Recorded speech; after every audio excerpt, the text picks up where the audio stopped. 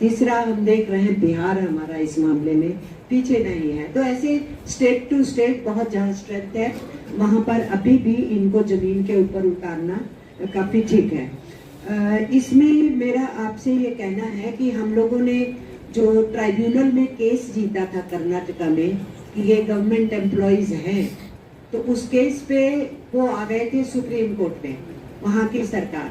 तो फिर supreme court में हम हार गए थे केस। AITUC ने ही वहाँ लड़ा था, फिर AITUC ने ही वहाँ सुप्रीम कोर्ट में अपने कर्नाटका के वकील के साथ अपने वकील डाले, और फिर जब बहस की स्टेज आई तो जो एडवोकेट इंदिरा जयसिंह है, आप जानते हैं, वो सॉलिसिटर जनरल भी रही हैं, वो उनसे हमने आर्गुमेंट करवाए थे, तो वो नहीं हो पाया। लेकिन अभी हाल में कुछ जीत हासिल हुई है। जीत ये हासिल हुई है कि एक कोर्ट से ये फैसला आया कि आंगनवाड़ी वर्कर्स ग्रेच्युटी की हकदार हैं। आप ग्रेच्युटी की अगर हकदार हैं तो मिलना चाहिए। उस डिमांड को हमें इस प्रस्ताव में डालना चाहिए कि ये कोर्ट का फैसला है, यूपी की सरकार इसको लागू करे और आंगनवाड़ी को ग्रेच्युटी के लिए कवर करे। क्योंकि पेंशन जब उन्होंने रिटायर करने की बात शुरू की 61, 62, 60 साल की उम्र में, तो आप जाइए तो कुछ नहीं दे रहे थे। तो हमने क्या लड़ाई लड़ी? हम लोगों ने ये लड़ाई लड़ी कि तुम कहते हो ये वॉलंटियर है, तो वॉलंटियर कभी रिटायर नहीं होता, तुम नहीं निकाल सकते, ये काम करेंगे। और अगर तुम कहते हो कि नहीं नहीं नहीं हमने इनको रखा हुआ है और अब ये तय है, अब इनको ज्यादा है, तो फिर इनको पेंशन दो। तुम रिटायर कर रहे हो तो पेंशन दो। तो कुछ स्टेट्स में हमने पेंशन हासिल की है, तो हमें इनको पेंशनेबल जॉब के रूप में हासिल करना है। तो वो हमें एक तो ग्रेच्युटी की मांग उठाइए, पेंशन की मांग उठाइए कि स्कीम वर्कर्स के लिए पेंशन को कंसिडर किया जाए, वो इस प्रस्ताव में मांग उठाइए।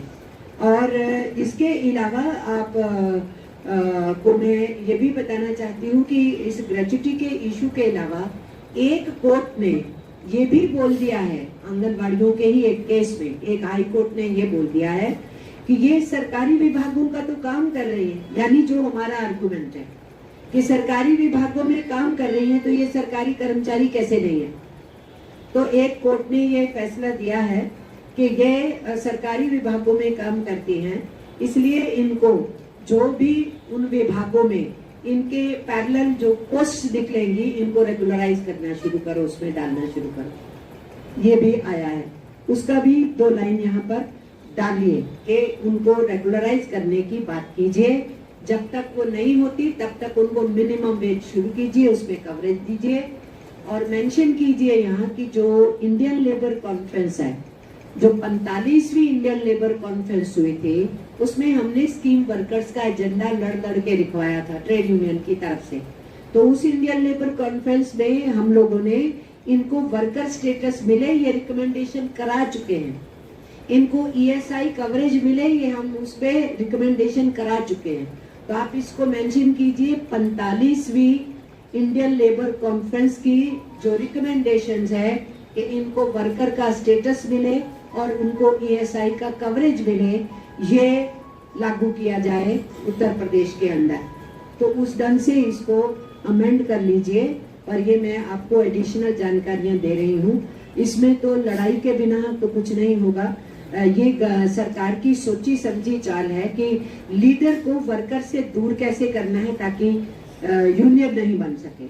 तो यही प्रॉब्लम है, कॉन्ट्रैक्ट लेबर की भी यही प्रॉब्लम आती है, पीस रेट वर्कर की भी यही प्रॉब्लम आती है, स्कीम वर्कर्स की भी अब ये प्रॉब्लम आ रही है। बस मैं ये जोड़ना चाहती हूँ।